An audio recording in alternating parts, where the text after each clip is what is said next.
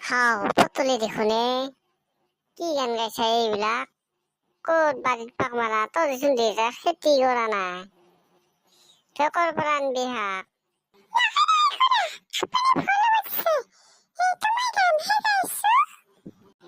অ হয় নেকি মই আৰু ভাবছিলো তই বাৰীতে পাক মাৰি শাককে আনা বুলি ভাবছিলো দে নহ'লে থাক মই যাওঁ